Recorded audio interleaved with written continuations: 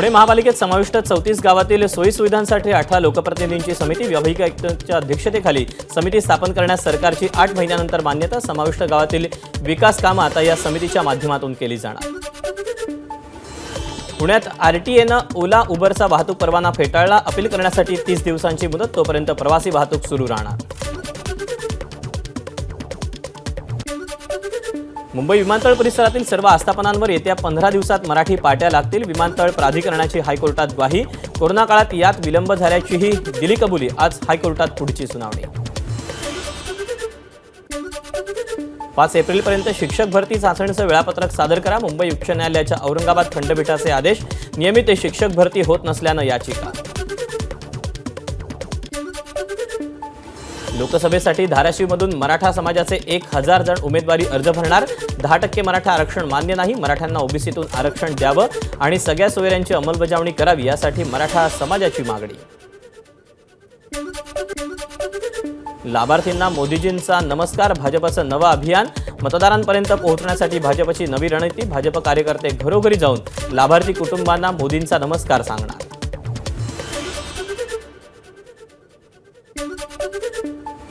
भाजप मुंबईत 3 विद्यमान खासदारांचं तिकीट कापण्याच्या तयारीत। गोपाळ शेट्टी यांच्या जागी पियुष गोयल यांची उमेदवारी जवळपास निश्चित, तर पूनम महाजन, मनोज कोटकही यांच्याबाबत अजूनही अनिश्चितता। मुख्यमंत्र्यांच्या मंजुरीसाठी येणाऱ्या प्रत्येक फाईलची आवक-जावक विभागात नोंद होणार। मुख्यमंत्री शिंदेंच्या बनावट स्वाक्षरीच्या प्रकरणानंतर निर्णय। शरद पवार आज नाशिक जिल्ह्याच्या दौऱ्यावर। निफाडमध्ये दुपारी 4 वाजता सभा। राहुल गांधींच्या भारत जोडो न्याय यात्रा आज धुळे आणि मालेगावात दाखल होणार। 17 मार्चला मुंबईतल्या शिवाजी पार्कात यात्रेचा समारोप। राहुल गांधींच्या भारत जोडो न्याय यात्रेसाठी धुळ्यात काँग्रेसकडून राहुल गांधींच्या स्वागताची जय्यत तयारी। कडेकोट पोलीस बंदोबस्त। उद्धव ठाकरे आज वाशिम दौऱ्यावर। कृषी उत्पन्न बाजार समितीत उद्धव ठाकरेंचा मेळावा। उद्धव ठाकरे आज वाशिम दौऱ्यावर, मात्र त्यांना डिवचणारे बॅनर वाशिममध्ये झळकलेत। खासदार भावना गवळी यांच्या समर्थकांनी बॅनर लावल्याची माहिती। 10 वर्षात मी केलेली विकास कामं बघून मला संधी। हेमंत गोडसेंची प्रतिक्रिया। मला उमेदवारी मिळाल्यानं कोणी नाराज होऊ नये। हेमंत गोडसेंचा महायुतीतील इच्छुक उमेदवारांना टोला। आम्ही एनडीएचा भाग, पण भाजप आम्हाला विचारात घेत नाही, त्यामुळे आम्ही लोकसभा निवडणुकीत स्वतंत्र लढण्याच्या तयारीत। मी खासदारांसाठी या अभियानांतर्गत 300 उमेदवार रिंगणात उतरवणार। आमदार बच्चू कडूंचं आव्हान। जागा वाटपावरून महायुतीतील वाद वाढणार। भाजप आणि शिंदे गटात वाद सुरू झाले। आमदार रोहित पवारांचं वक्तव्य। भाजपनं अजित पवारांना सोबत घेऊन राजकीयदृष्ट्या संपवलं। लोकसभेसाठी अजित पवारांना केवळ 4 जागांवर समाधान मानावं लागेल। रोहित पवारांची खोचक टीका। विजय शिवतारेंचा बोलविता धनी कोण? बारामती लोकसभा निवडणुकीसंदर्भात शिंदे गटाचे नेते विजय शिवतारेंनी केलेल्या वक्तव्यावर रोहित पवारांची विचारणा। माजी मंत्री विजय शिवतारेंनी पुरंदर आणि हवेली मतदारसंघातील पदाधिकारी आणि कार्यकर्त्यांची बोलावली तातडीची बैठक। सासवडमध्ये आज होणाऱ्या या बैठकीत बारामती लोकसभा मतदारसंघाच्या उमेदवारीबाबत चर्चा होणार असल्याची सूत्रांची माहिती। नंदुरबारमध्ये भाजपचा काँग्रेसला मोठा धक्का। माजी पालकमंत्री पद्माकर वळवी भाजपच्या वाटेवर। समृद्धी महामार्गावर मेहकर टोल प्लाझावरील टोल कर्मचाऱ्यांचं काम बंद आंदोलन। आंदोलनामुळे 600 वाहनांचा विनाटोल प्रवास। शिवप्रतिष्ठान संघटनेकडून जामखेड बंदची हाक। रत्नदीप फाउंडेशनचे अध्यक्ष भास्कर मोरेंच्या अटकेची मागणी। मोरेंवर अवाजवी फी तसंच मानसिक त्रास देत असल्याचा आरोप।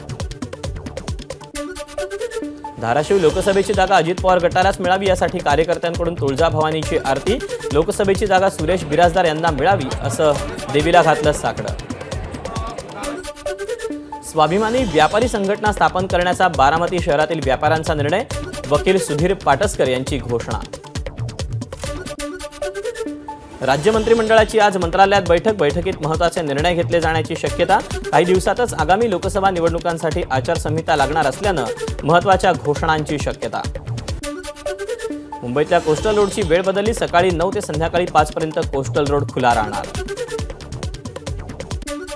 कोस्टल रोडवरून पहिल्याच दिवशी 16,000 वाहनांचा प्रवास। प्रत्येक मिनिटाला 32 वाहनं या मार्गावरून गेली। दादरमधील सिद्धिविनायक मंदिर परिसराचा विकास करता येणार, यासाठी मुंबई महापालिका करणार 500 कोटींचा खर्च. होळीनिमित्त कोकणात जाण्यासाठी 84 एसटी बस, प्रवाशांची गैरसोय टाळण्यासाठी एसटी महामंडळ सज्ज. राज्यातल्या 1000 महाविद्यालयांमध्ये कौशल्य विकास केंद्र सुरू करणार, मंत्री मंगल प्रभात लोढांची घोषणा. बेळगावमध्ये कर्नाटक सरकारचा पुन्हा अतिरेक भाषिक वाद निर्माण केल्याचा आरोप करत महाराष्ट्र एकीकरण समितीचे नेते शुभम शेळकेंना अटक. नाशिकच्या चिखलोहोळ इथे प्लॅस्टिक गिट्टी कारखान्याला आग, आगीत प्लॅस्टिक जळून खाक. आमदार हिंदकेसरी पनवेल उरण आणि सरपंच हिंदकेसरी या बैलगाडा शर्यतीत राडा. पनवेलच्या ओवळे गावातली घटना. संदीप माळे आणि राहुल पाटील यांच्या कार्यकर्त्यांमध्ये तुंबळ हाणामारी. भिवंडीच्या मार्केट परिसरात कालबाह्य खाद्यपदार्थांची विक्री, दोघांना अटक. नाशिक मुंबई महामार्गावर आटगावजवळ धावत्या ट्रकला आग, महामार्गावरची वाहतूक काही काळ ठप्प. हिंगोलीच्या उपप्रादेशिक परिवहन कार्यालयात योग्यता प्रमाणपत्र नूतनीकरण तपासणीच्या वेळेमध्ये बदल. 7:30 ते 11 वाजेपर्यंत सकाळी तपासणी करता येणार. वाशिमच्या कारंजाजवळ समृद्धी महामार्गावर पुन्हा एकदा टोल वसुली बंद. टोल कर्मचाऱ्यांना पगार नसल्यामुळे सोमवारी रात्रीपासून टोल वसुली बंद.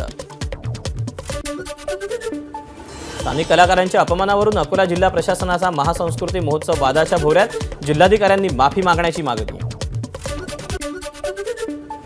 गुजरातमधील पोरबंदरजवळ ड्रग्ज घेऊन जाणाऱ्या 6 पाकिस्तानी नागरिकांना अटक. 450 कोटींचे ड्रग्ज जप्त. सीए लागू करण्याचं प्रकरण सर्वोच्च न्यायालयात आजच सुनावणी घेण्याची मागणी करण्यात येणार. पंतप्रधान नरेंद्र मोदींबाबत केलेल्या वक्तव्यावरून राहुल गांधी अडचणीत येण्याची शक्यता. या प्रकरणी सुनावणी करायची की नाही याबाबत जयपूर न्यायालय निर्णय देणार.